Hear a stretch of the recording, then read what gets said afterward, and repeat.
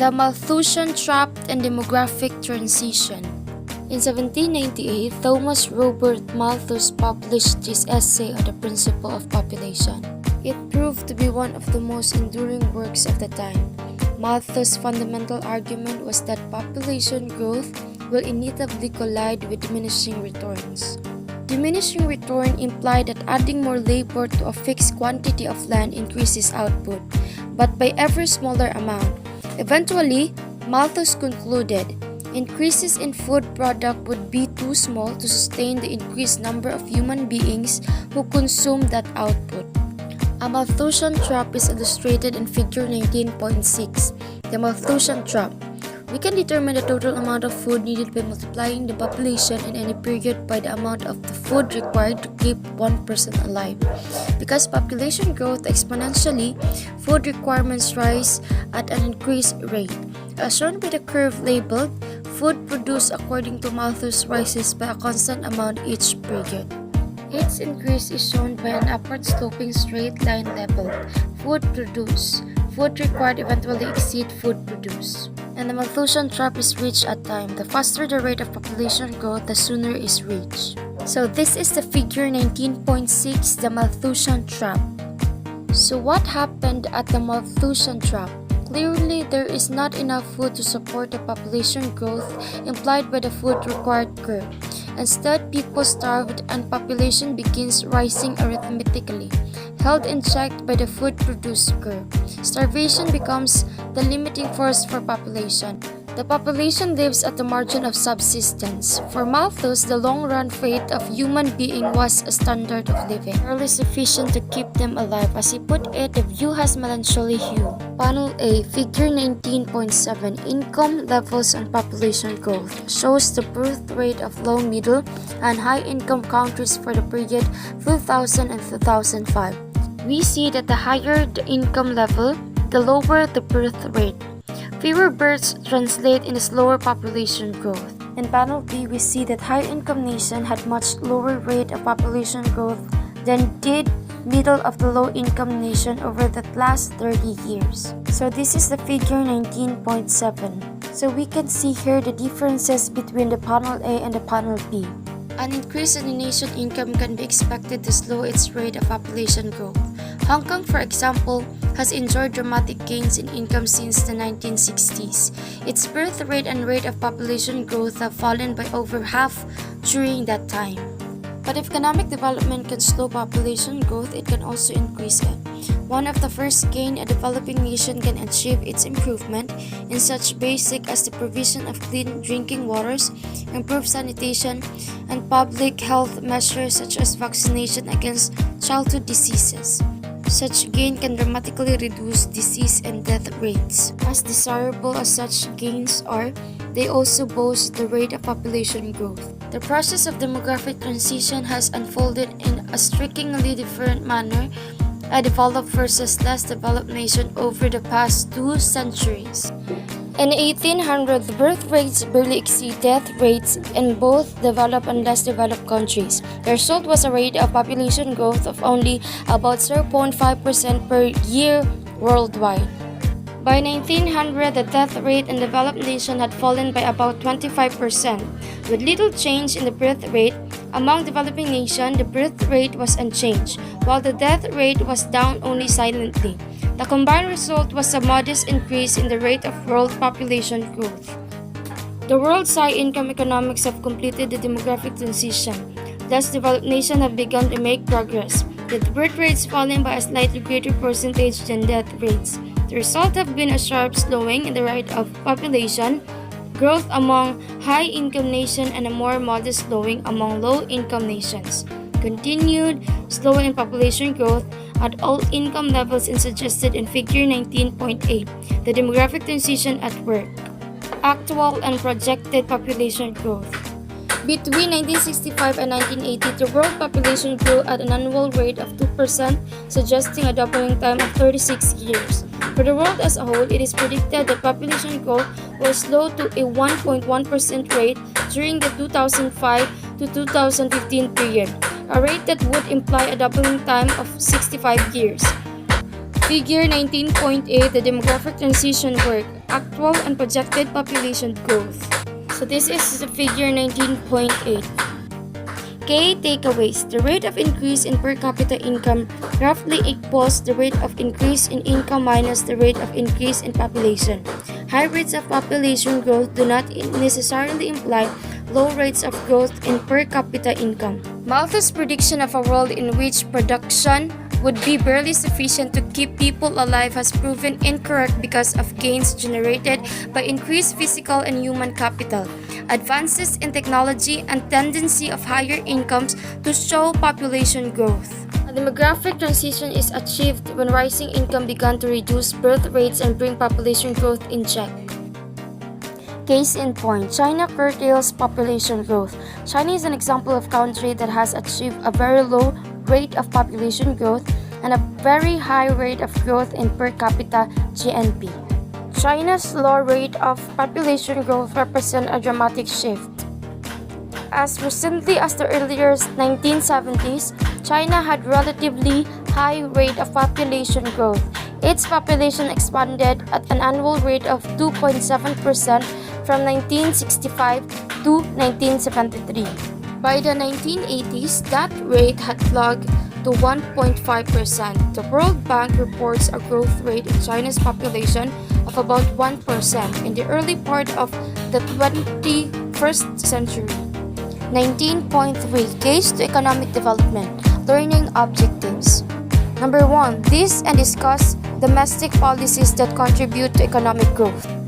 Number 2. State the dependency theory view of trade and developing nations. Relate this theory to the strategy of import substitution and evaluate that strategy. Number 3. Outline some of the factors underlying the successes of newly industrialized countries. Domestic policy and economic development. What domestic policies contribute to development? Looking at successful economies, those that have achieved high and sustained increase in per capita output, we can see some clearly tendencies. They include a market economy, a high saving rate, and investment infrastructure, and in human capital. Market economies and development. There can be no clearer lesson than that a market-oriented economy is a necessary condition for economic development.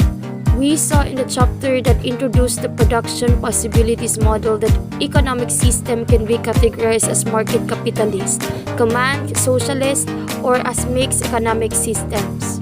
There are no examples of development success among command socialist system, although some people still believe that the former Soviet Union experienced some development advances in its early years. The rule of law and development. If a market is to thrive, individuals must be secure in their property.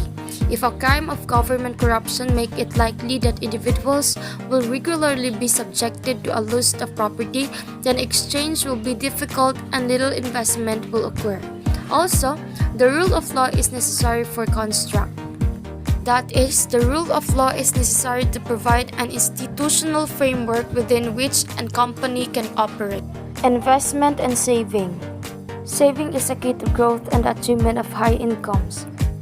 All other things equal, higher saving allows more resources to be devoted to increases in physical and human capital and to technological improvement. In other words, saving, which is income not spent on consumption, promotes economic growth by making available resources that can be channeled into growth-enhancing uses. International economic issues and development. In 1974, the poorest nation among the developing nations introduced in the United Nations a declaration of the establishment of a new international economic order. The program called upon the rich nations to help them reduce the growing gap in real per capita income levels between the developed and developing nations. The declaration has come to be known as the New International Economic Order, or NIEO for short. Dependency theory and trade policy. Conventional economic theory concerning international trade is based on the idea of comparative advantage.